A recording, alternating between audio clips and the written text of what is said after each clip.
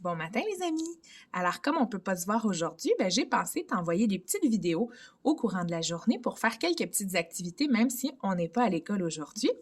Alors première activité, j'ai trouvé un livre qu'on n'a jamais regardé ensemble, un livre qui m'intriguait beaucoup, l'histoire d'un moustique, puis j'ai envie de te le lire. Donc peut-être que tu vas avoir envie d'écouter cette histoire-là avant ta sieste de l'après-midi ou peut-être avant d'aller te coucher ce soir.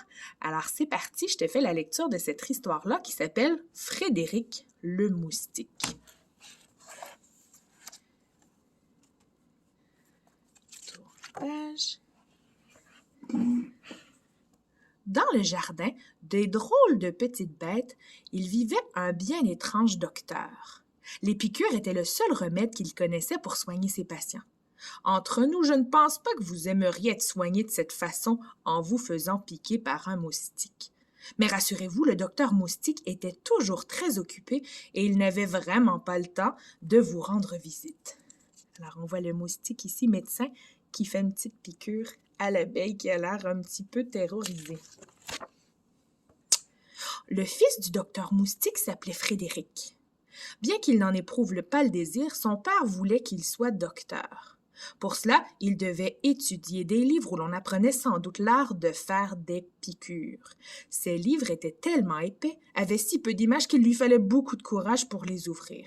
Et l'on voit Frédéric qui n'a pas vraiment envie d'être un docteur comme son papa.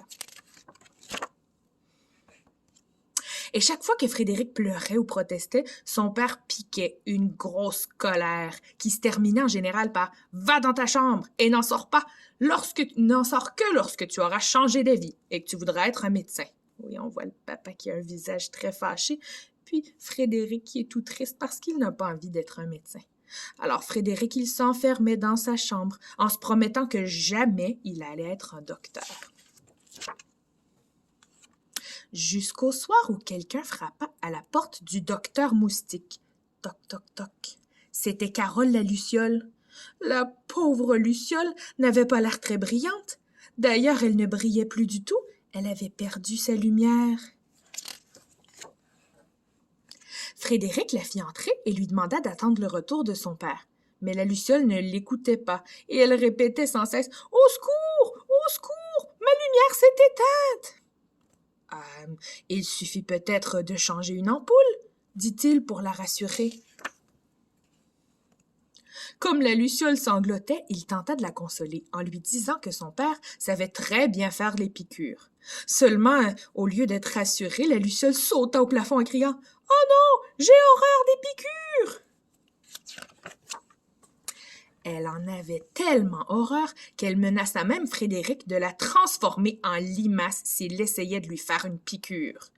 À cet instant, le docteur Moustique rentra et dit en voyant Carole « Allons, qu'est-ce que j'entends? Vous avez peur d'une petite piqûre de rien du tout? » Et sans que Frédéric puisse le retenir, il se mit en position pour piquer la Luciole.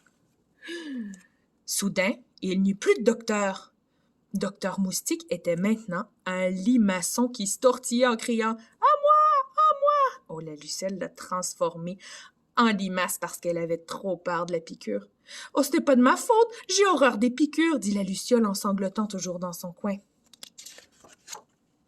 Frédéric devait absolument faire quelque chose s'il ne voulait pas ressembler à un vermisseau comme son papa. C'est pourquoi il s'enferma dans la cuisine. Et ce qu'il fabriqua, c'était un secret. Pour répondre un peu à votre curiosité, je peux quand même vous dire qu'il s'agissait d'un sirop spécial. J'ajouterai aussi que ça sentait très bon le chewing-gum à la menthe, le chocolat noisette et la sucette à la fraise. Alors on voit ces ingrédients ici, il a mis beaucoup de bonbons pour faire un sirop dans la cuisine. Frédéric s'empressa de donner une cuillerée de son sirop à la Luciole. Et comme par magie, elle se mit à briller à nouveau, aussi fort qu'une étoile. « Oh, guérie! Je suis guérie! » s'écria-t-elle en sautant de joie. Puis Frédéric donna une autre cuillerée de sirop à son papa qui était maintenant transformé en limace. En un clin d'œil, son père réapparut et à son tour, il sauta de joie. Voilà comment Frédéric le moustique, un peu malgré lui, fit le bonheur de son père et des habitants du jardin en devenant docteur. Oh, vous imaginez un docteur qui ne fait pas de piqûres du tout et qui soigne plutôt ses patients avec une bonne cuillerée de sirop.